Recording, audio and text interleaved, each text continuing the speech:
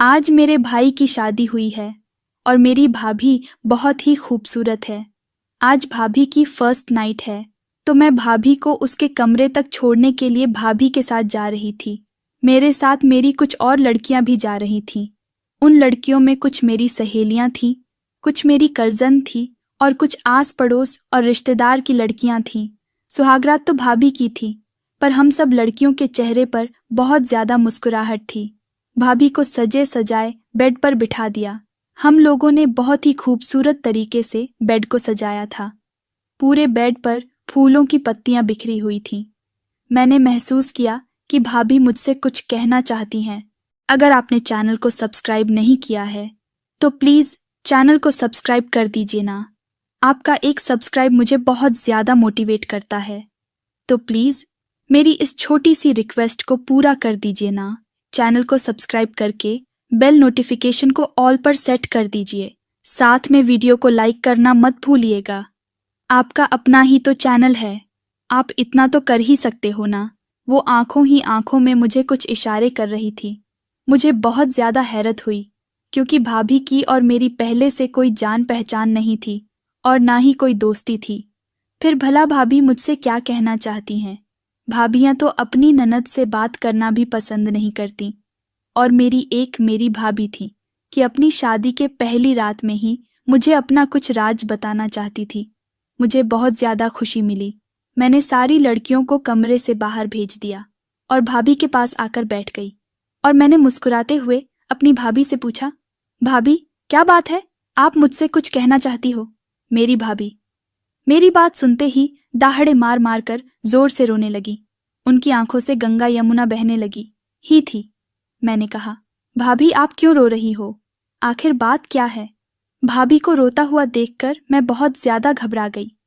भाभी रोते रोते मुझसे बोली, मुझे अकेला छोड़कर मत जाना। अकेले इस कमरे में मैं मर जाऊंगी।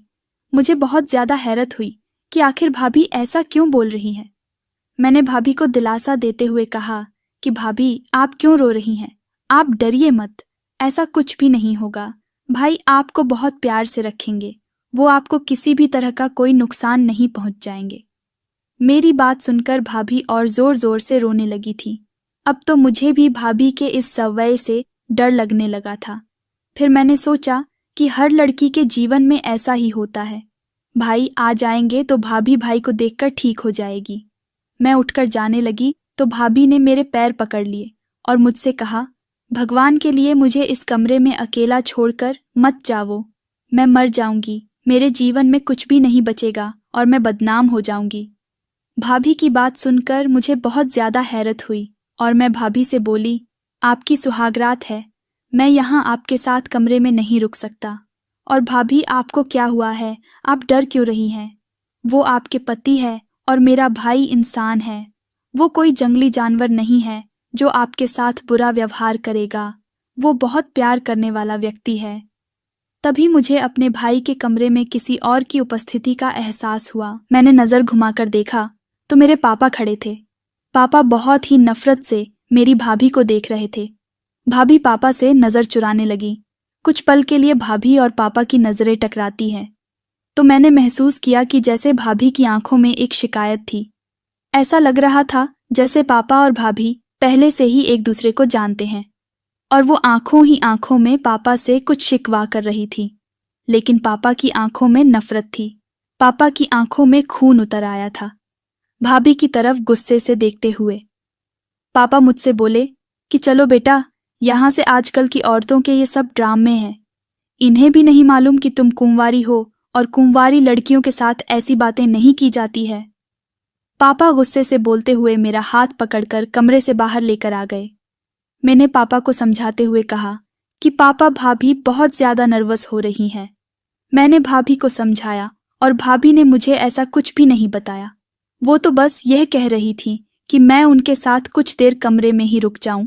लेकिन पापा मेरा हाथ खींचते हुए मुझे वहां लेकर आए और कहने लगे, तुम बाहर चलो, तुम्हें एक बात बताता हूं। पापा कमरे से बाहर आकर अपनी जेब में हाथ डालकर 10,000 निकालते हैं और मेरे हाथ पर रखते हुए बोले, ये पैसे रख लो। पैसे देखकर मैंने पापा को कहा, इतने सारे पैसे आप मुझे क्यों दे रहे हैं? पापा ने 10,000 और निकाले और बोले, ये पूरे 20,000 रुपए है, अपने पास रखो। इतने सारे पैसे देखकर मैं खुशी से फूले नहीं समाई और झट से पैसे पापा के हाथों में से ले लिए। पापा फिर बोले, लेकिन बेटा तुम्हें मेरी बात माननी होगी।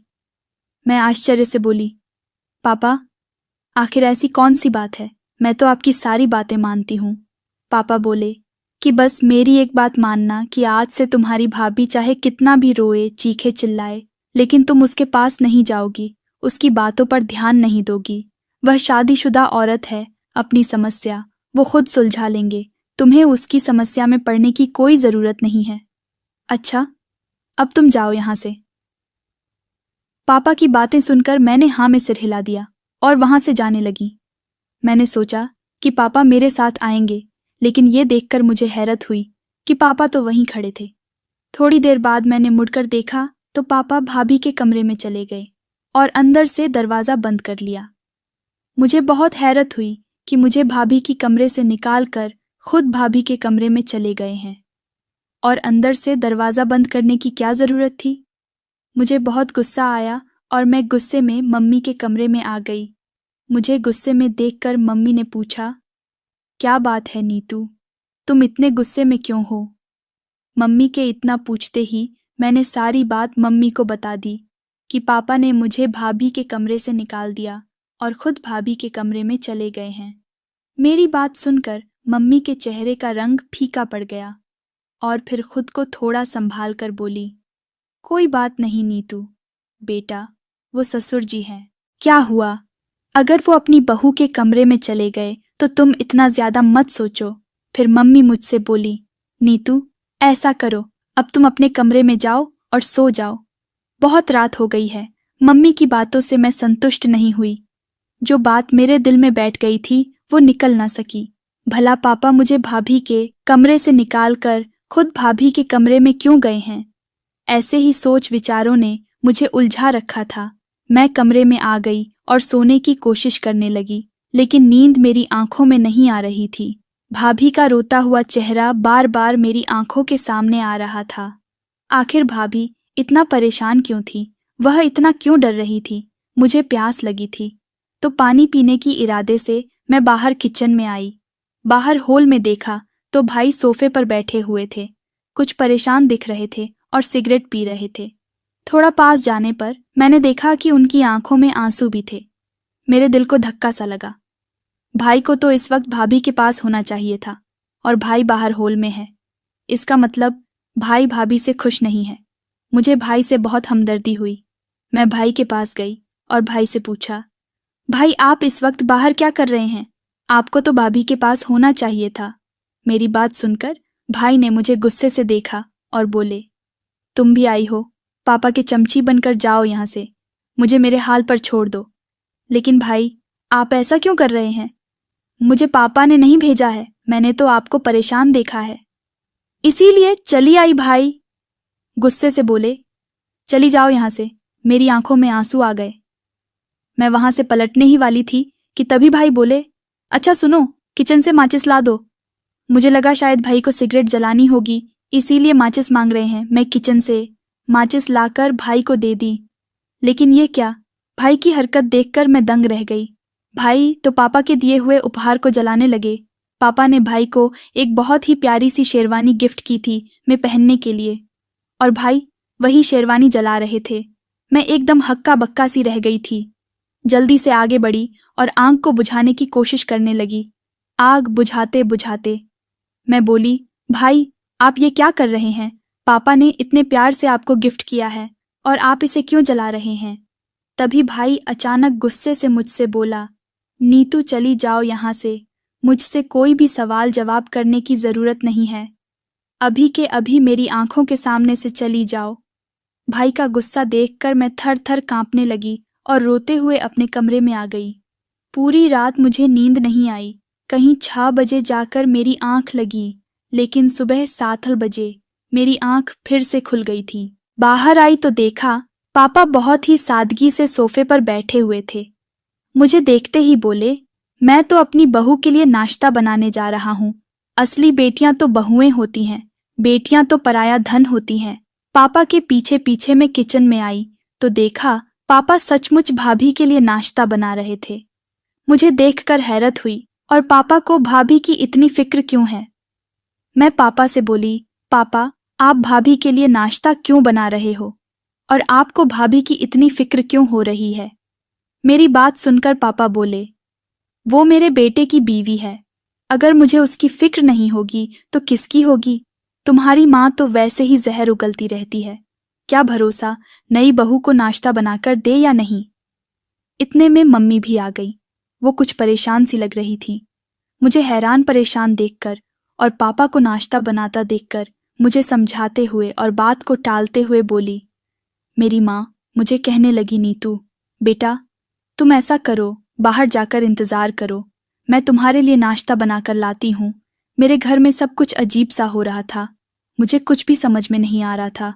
मैं बाहर आकर हॉल में सोफे पर बैठ गई। तभी मैंने कमरे से भाई और भाभी को निकलते हुए देखा। भाभी ने सफ़ेद रंग की साड़ी पहन रखी थी और मेरे भाई का चेहरा उतरा हुआ था। भाभी को देखकर मुझे धक्का लगा कि भाभी में नई नवेली दुल्हन वाली कोई बात ही नहीं थी। भैया और भाभी जाकर नाश्ते की टेबल पर बैठ गए। मैं कमरे में जाने की बजाय नाश्ते की टेबल पर आकर भाभी के पास बैठ गई। जैसे पापा ने मुझे भाभी के पास बैठा हुआ देखा, पापा गुस्से से मेरे से बोले, नीतू मैं तुम्हें रात को समझाया था ना कि तुम इन सब मामलों से दूर रहना। मैंने तुझे अच्छे से समझाया था कि अपनी भाभी से तो दूर रहना, उसके आसपास भड़काने की कोई ज़रूरत नहीं है तुम्हें, लेकिन तुम्हें मेरी बात समझ में नहीं आती। शरीफ लड़कियां ऐसी नहीं होती कि उनके माता पिता जो बात कहे उनको ना माने। पापा की बात सुनकर भाई गुस्से से पापा की तरफ देखते हैं और पापा से कहते हैं, पापा हम लोग इतने भी शरीफ नहीं हैं। पापा ने भाई की बात तो सुन ली लेकिन उसे अनसुना कर दिया। तभी थोड़ी देर बाद दरवाजे पर किसी ने दस्तक दी। जैसे ही दरवाजे पर बेल डोर बजी, भाभी के चेहरे पर हवाइयां उड़ने लगीं। भाभी का चेहरा एकदम सफ़ेद पड़ गया। दरवाज़ा खोलने के लिए भाई और पापा गए। पीछे पीछे भाभी भी उनके पीछे पीछे चली गई। जैसे ही मैं उठकर जाने लगी, मेरी मम्मी ने मेरा हाथ पकड़ लिया और मुझसे कहा, नीतू तुम्हें समझ में नहीं आता, अभी तुम्हारे पापा ने तुमसे क्या कहा था। तुम ज़बरदस्ती क्यों बड़ों के बीच में पड़ती हो। चुपचाप यहीं पर बैठ जाओ और नाश्ता करके अपने कमरे में चले जा। अभी भैया पापा और भाभी को बाहर गई हुई 10 मिनट हो गए थे, लेकिन अभी तक वह लोग वापस नहीं आए थे। पता नहीं इतनी देर किससे और क्या बात और हो रही थी।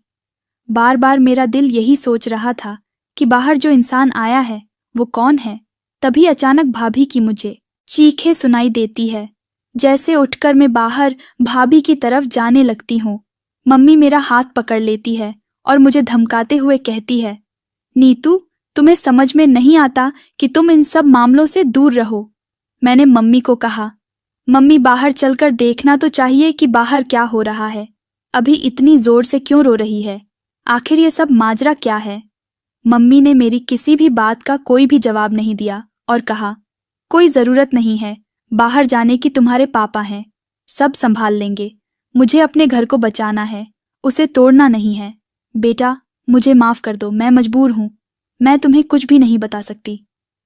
आखिर मम्मी कौन सी बात मुझसे छुपा रही थी, यही सोच कर मेरा दिमाग फटा जा रहा था। भाई और पापा ने बाहर से दरवाज़ा बंद कर दिया था। मैं दरवाजे को ज़ोर ज़ोर से पीट रही थी, लेकिन कोई दरवाज़ा नहीं खोल रहा था। भाभी की चीख और ज़ोर से आने लगी। वह बार बार ज़ोर ज़ोर से चीख रही थी। करीबन 2-3 घंटे बाद पापा ने दरवाज़ा खोला और तीनों बाहर आ गए। भाभी की हालत बद से बदतर हो रखी थी। थोड़ी देर बाद पापा और भैया दोनों किसी काम से बाहर चले गए। मैं दबे पांव भाभी के कमरे में जैसे ही जाने लगे, तभी ना जाने कहाँ से पापा दोबारा आ गए और मुझे बहुत खरी खोटी सुनाई। पापा मुझसे बोले, इस बेगैरत औरतों के पास जाने की कोई ज़रूरत नहीं है। इस बार पापा थोड़े गुस्से से बोले थे। तभी मैंने पापा को कहा, पापा भाभी को बेगैरत औरत क्यों बोल रहे हैं। पापा ने मेरी बातों का कोई जवाब नहीं दिया और अपने कमरे में चुपचाप चली गई।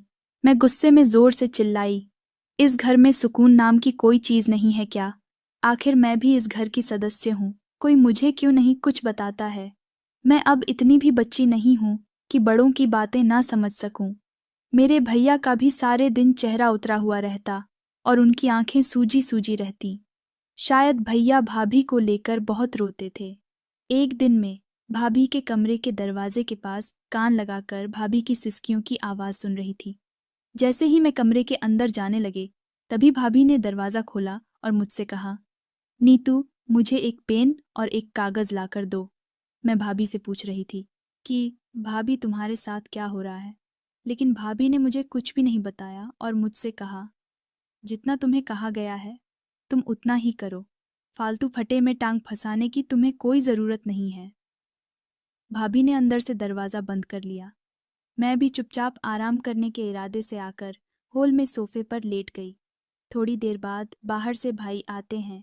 भाई का चेहरा उतरा हुआ था और किसी से कोई भी बात नहीं करते हैं और सीधे कमरे के अंदर चले जाते हैं। जैसे कमरे के अंदर जाते हैं, कमरे के अंदर से बहुत ज़ोर से चिल्लाने की आवाज़ आती है। वो आवाज़ सुनकर मेरे हाथ पैर कांपने लग जाते हैं। इस बार की चिल्लाने की आवाज़ भाभी की नहीं थी, बल्कि अगर आप लोगों ने अभी तक चैनल को सब्सक्राइब नहीं किया है तो प्लीज़ चैनल को सब्सक्राइब कर भी दो ना। आपका एक सब्सक्राइब मुझे बहुत ज़्यादा खुशी देता है और मुझे बहुत ज़्यादा मोटिवेट करता है। प्लीज़ दोस्तों, अब सब्सक्राइब कर भी दो ना। आपका अपना ही तो चैनल है। इस बार आवाज़ भाई की थी। मैं भागती हुई भाई के कमरे में गई तो मैंने देखा कि भाई बहुत ज़ोर ज़ोर से चीख रहे थे और रो रहे थे। मम्मी पापा भी भाई के कमरे में आ चुके थे। भाई रोते हुए कह रहे थे कि पापा सुमन को बचा लो वरना वो मर जाएगी, प्लीज़ पापा सुमन को बचा लो। भाई भाभी की तरफ इशारा करते हुए बोल रहे थे।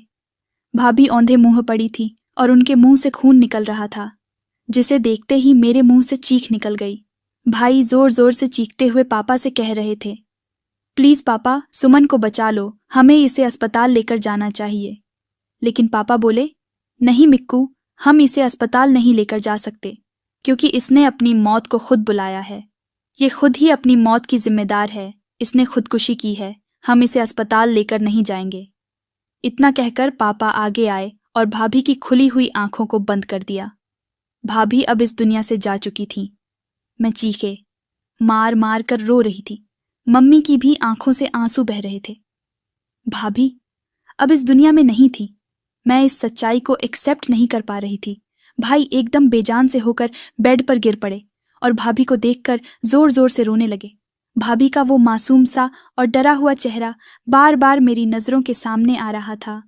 भाभी कैसे मुझसे रो रो कर कहती थी कि प्लीज़ मेरे पास से मत जाओ, मैं मर जाऊंगी। और आज सचमुच भाभी मर गई।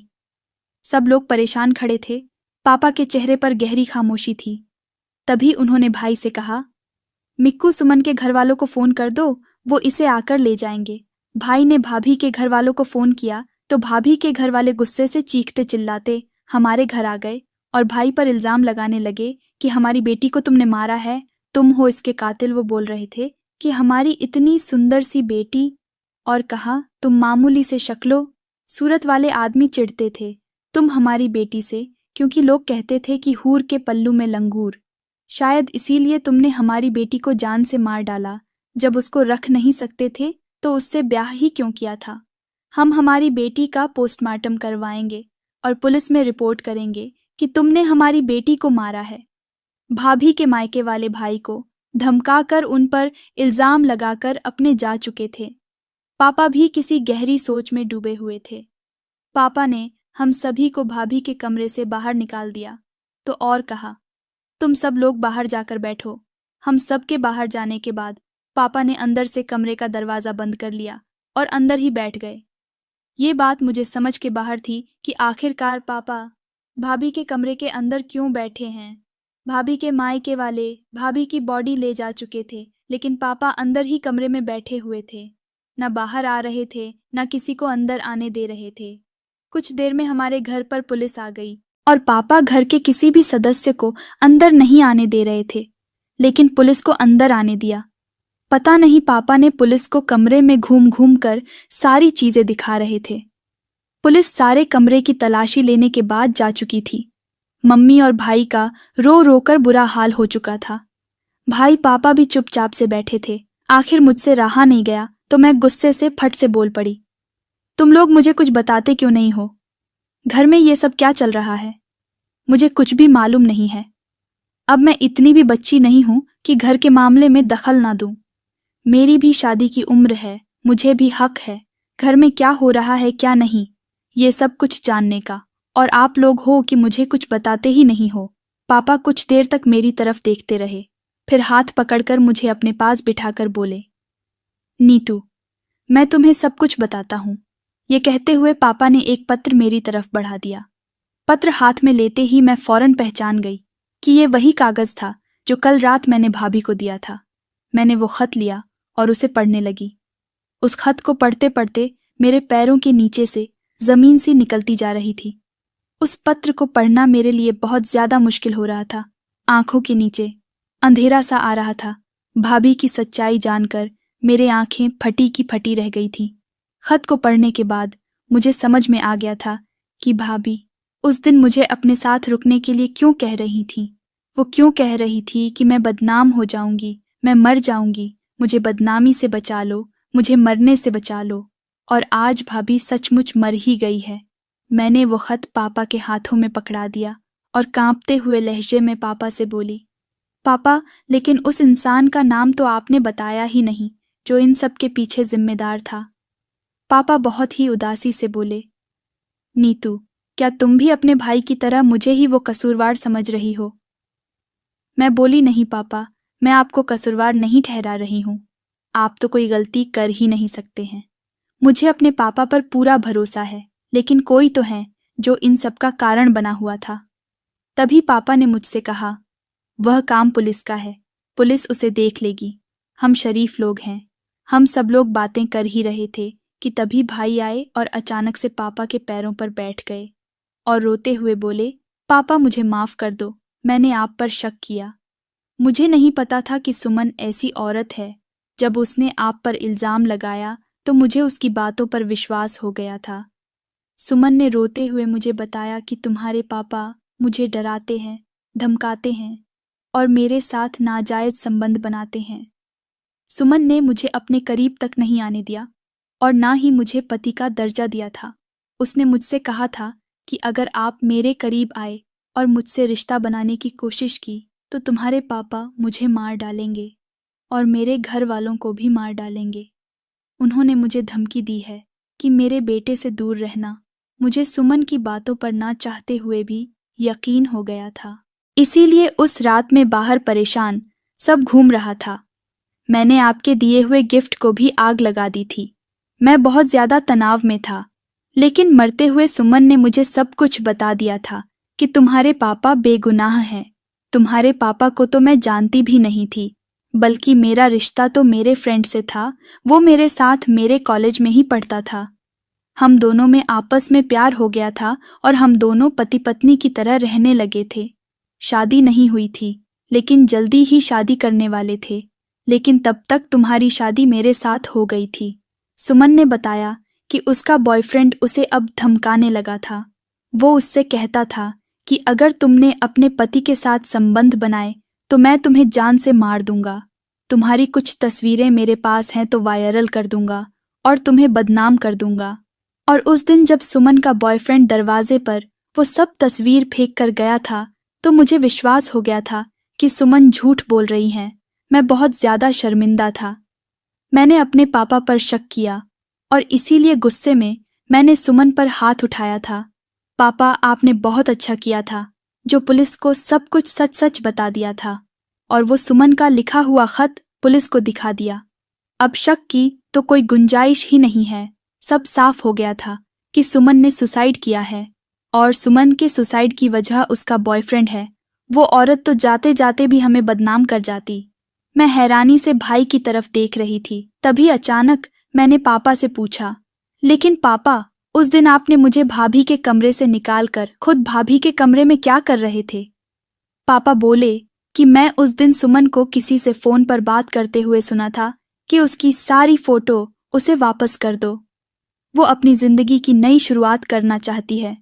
वो किसी से रो रो कर बातें कर रही थी। मैंने तुम्हें कमरे से इसीलिए निकला था ताकि तुम इन सब मामले से दूर रहो।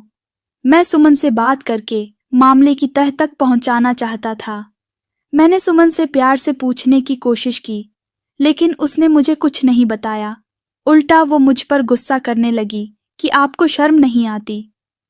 नई नवेली बहू के कमरे में इस तरह से आते हुए मैंने उसे बहुत समझाने की कोशिश की कि तुम मुझे अपने पापा की तरह समझ सकती हो और मुझसे अपने दिल की सारी बात शेयर कर सकती हो, लेकिन उसने मुझे कुछ नहीं बताया। मैं सुमन को भरोसे में लेना चाहता था, इसीलिए मैं सुमन को खुश रखने की कोशिश कर रहा था। सुबह उठकर मैंने उसके लिए नाश्ता भी बनाया था कि सुमन को मुझ पर भरोसा हो जाए कि मैं उसे अपनी बेटी से भी ज्यादा चाहता हूँ। भाई ने हाथ जोड़कर पापा से एक बार फिर से माफी मांगी और बोले, पापा मुझे माफ कर दो, लेकिन जो हुआ अच्छा नहीं हुआ है। सुमन हमारे जीवन में एक बुरे सपने की तरह आई थी, जो जल्दी ही हमें सारी परेशानियों से मुक्त करके चली गई। मेरे भाई के चेहरे पर कोई मलाल नहीं था, ना ही कोई दुख था।